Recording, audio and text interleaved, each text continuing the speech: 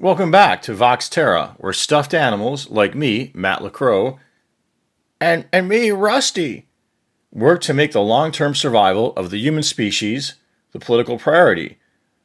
All the while, we get interrupted by reckless elements for the business community, like Jimmy. Heh, global warming. I mean, come on, give me a break.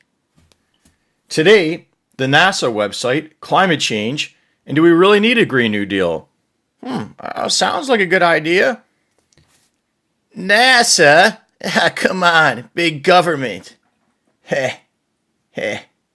Or just civil servants, Jimmy, who can't get fired that easily by politicians funded by the fossil fuel lobby. Well, I don't know, Matt. I get mixed up with all this here science. I mean, who knows what's going on here? So, let's start at the bullet points. Bullet points? Well, that sounds like a good idea. Sure, right at the climate.nasa.gov website. Let's take a look. And Rusty, I think you're blocking it a little bit. I'll move, sure. So, scroll up or down, and we can see carbon dioxide up, global temperatures up, Arctic ice minimum down, ice sheets are down, and sea level is up. Benny. Hey, Rusty, you gotta see some of these charts and graphs. It says atmospheric carbon, which is a greenhouse or heat trapping gas, is up to 410 parts per million. 410 parts per million? I feel like I'm asphyxiating. Like the earth is one big garage and somebody's running their engine with keeping the garage door shut. It says for centuries, atmospheric carbon dioxide has never been above this line. Professor Finroy, what have you got to say? Why, yes. The amount of CO2 is more than twice the historic natural highs for the past 400,000 years, going up since the start of the Industrial Revolution and skyrocketing since the 1950s. But there's more.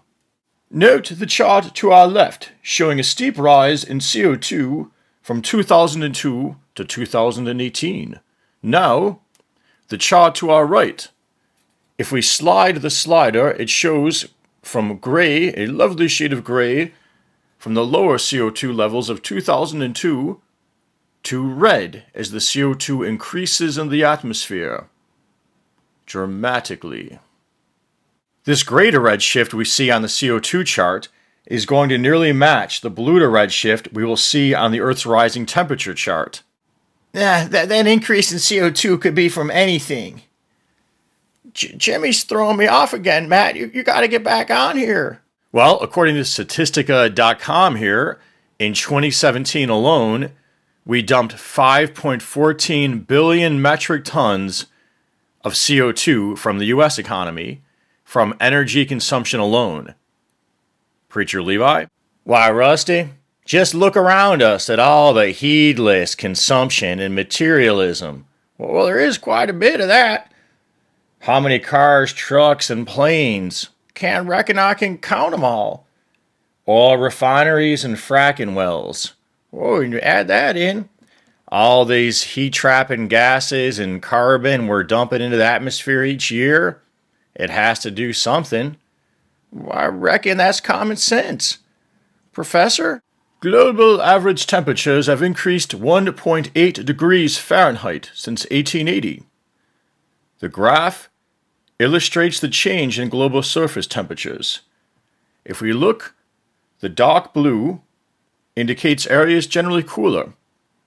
The dark red, hotter than average.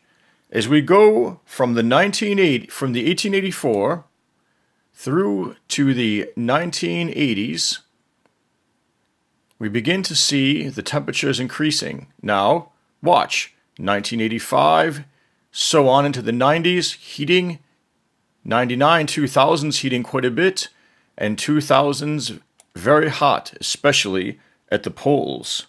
Don't let him trick you, Rusty. The climate's always changing. Jimmy, it says right here, the changes are at a rate unprecedented. We gotta ask Yukon Jack to show us these charts of what's happening up at the Arctic. Yukon? Howdy, Rusty. Howdy, Yukon. Well, says here, and I've seen it for myself, Arctic sea ice is declining at 12.8% per decade. Well, that's a motherload. Sure is. Looks like over a third is gone from 1979. Let's slide the scale. 1979. Going along, it's disappearing, getting down to 2018, and there you have it. Nearly a third gone. Boo! Poor polar bears. Well, Jimmy's saying about us polar bears, but it's not just poor polar bears, it's poor people. Those ice caps are like the Earth's air conditioning system. Why? Is that why Trump wants to do Arctic drilling? It's easier access up there now? Supposing so. Yeah, well, it's freezing out. So where's your global warming here? Can I get a second? Oh, great. My friend Slippy. Yes, Jimmy. Good one. Every time it's cold, just repeat. It's freezing out. So where's your global warming? Don't take our precious away. Don't let them.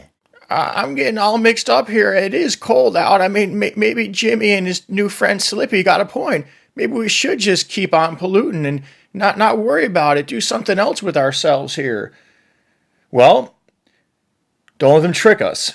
Remember, it's overall global temperatures that are rising, Rusty.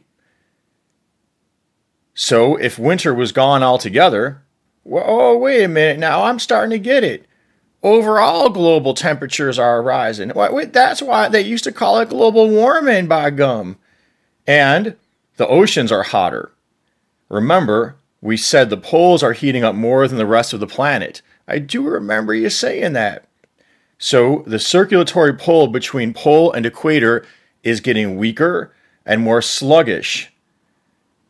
Therefore, the jet stream can become wobbly, and that cold Arctic air can slump down into the warmer regions, resulting in a polar vortex. Why, if the jet stream is getting all out of whack, that spells trouble. Why ain't we doing anything about it so far?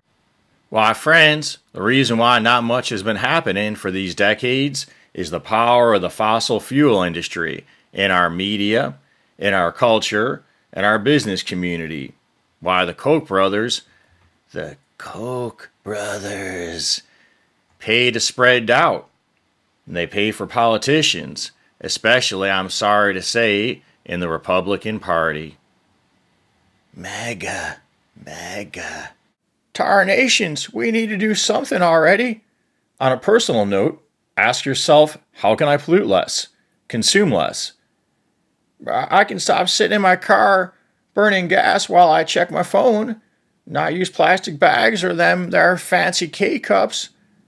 And we need to make climate change and the environment a political priority, some kind of Green New Deal. But how if the media is in cahoots and underreports the environment?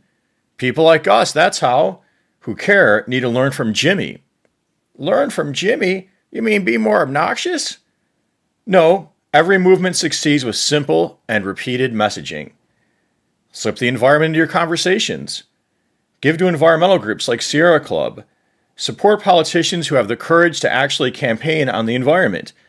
Jimmy's going to have something to say. I don't know. Well, we're never going to agree with everything a politician stands for. But if they have the courage to campaign on the environment, I think we need to support them. So give a thumbs up if you want to see making the long-term survival of our species the political priority for 2020. And until next time, peace be with you.